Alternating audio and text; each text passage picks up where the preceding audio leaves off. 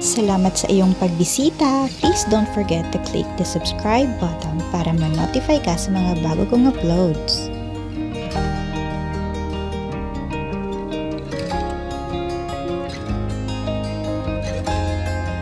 Make sure na well combine ang mga sangkap para hindi masira ang itlog na ating gagamitin mamaya. Maglagay ng konting oil, enough to coat lang po para sa ating pan. Lutuin ang itlog sa mahinang apoy. Just move the pan para maging even ang ating itlog.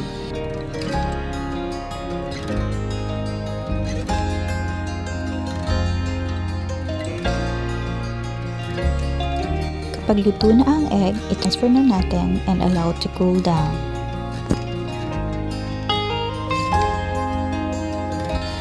Maghanda ng isang pansit canton.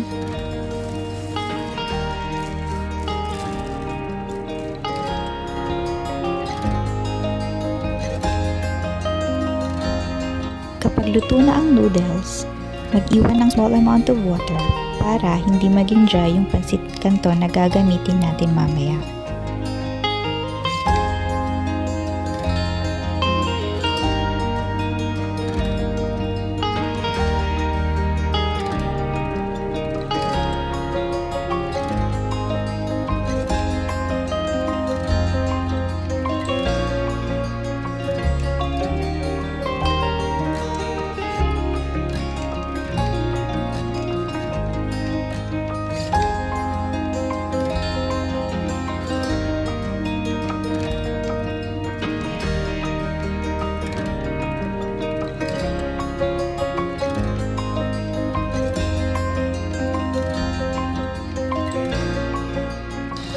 Add the rice canton sa ibabaw ng egg na ginawa natin kanina.